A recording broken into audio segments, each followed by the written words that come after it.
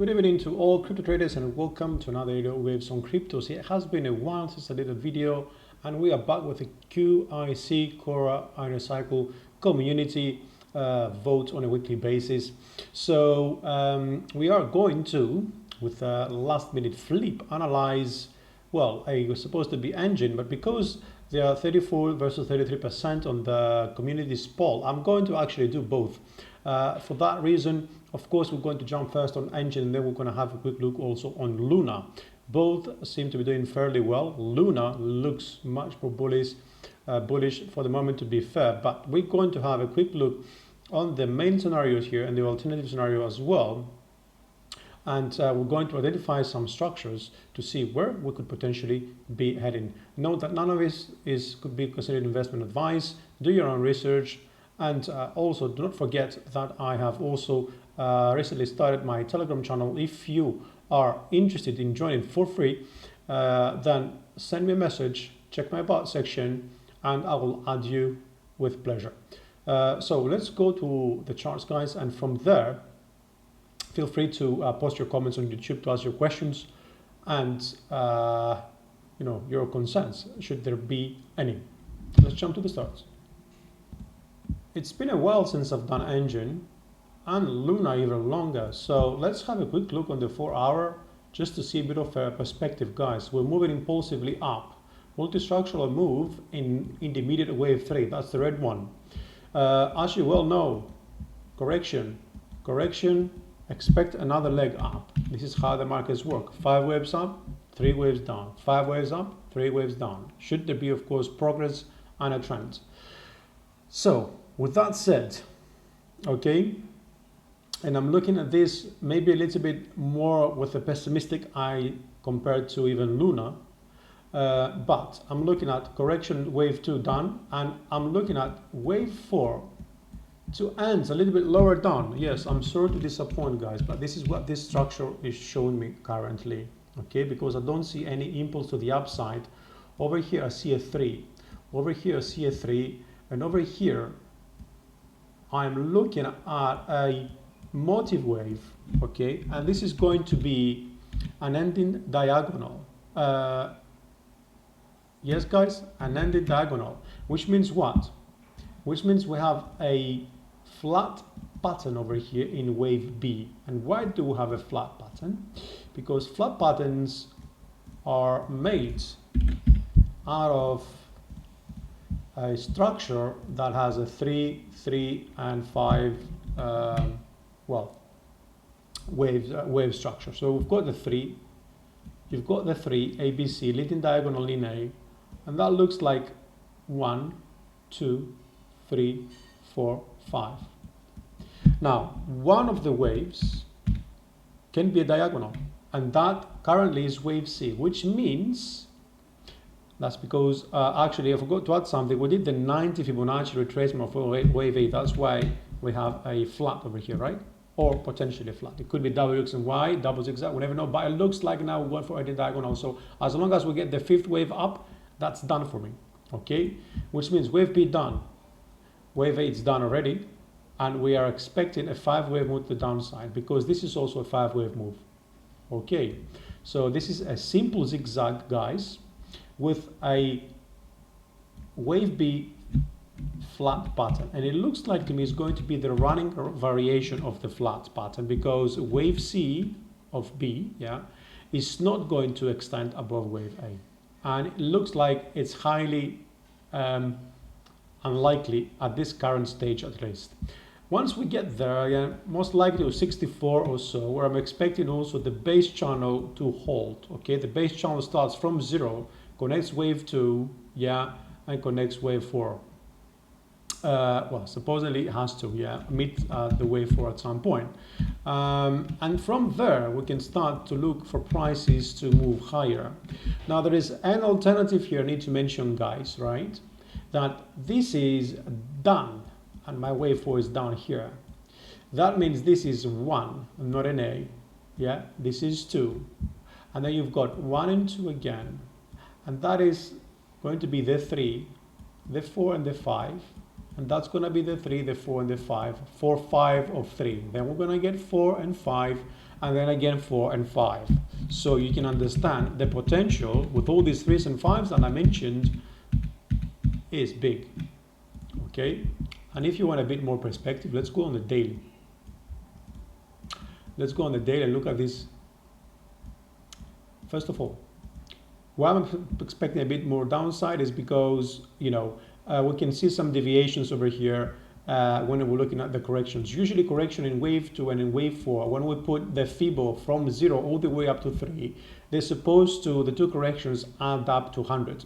So if you got the 61 point and the 38.2, that's 100. If you got the 78.6 and the 23.6, that's 100. So over here we did around the 70 or something, right?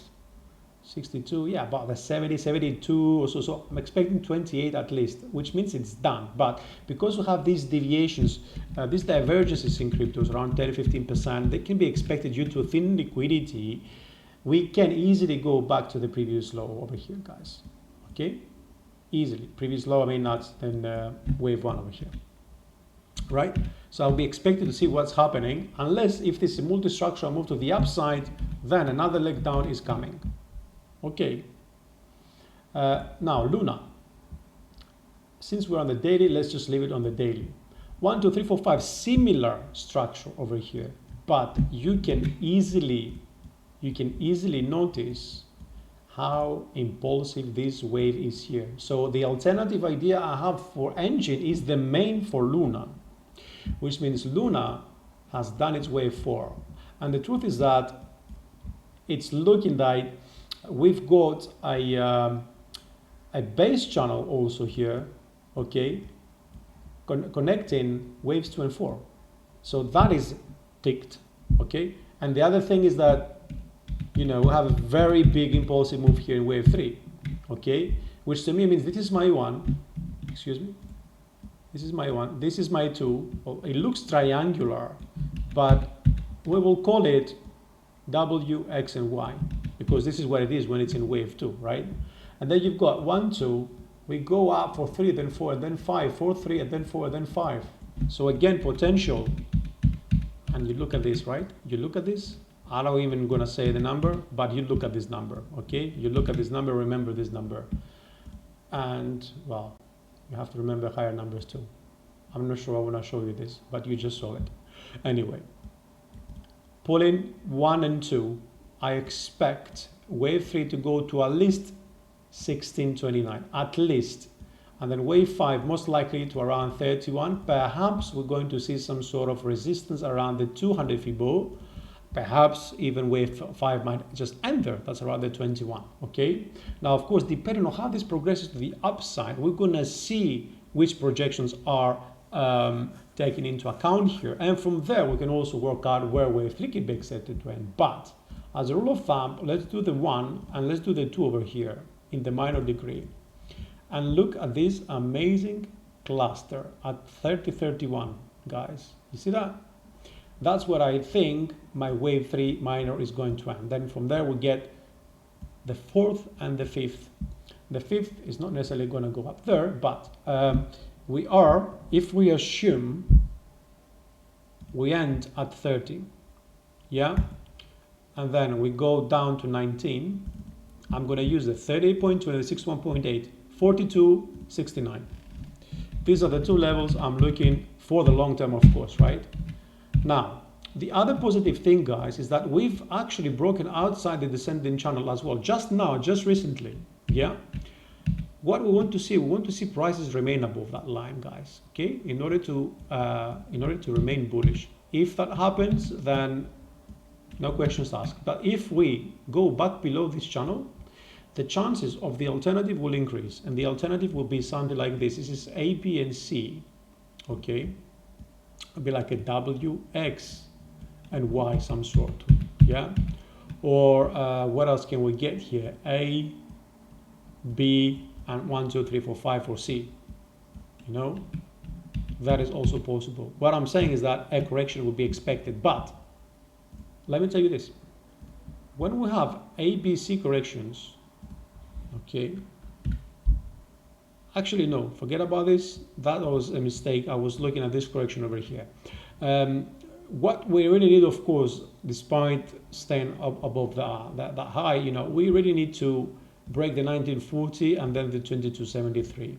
Okay, now another target we could use is the wave 4 over here. So I'm going to put that right at the top. Yeah, and I'm going to give you the 40. 40 is another good level.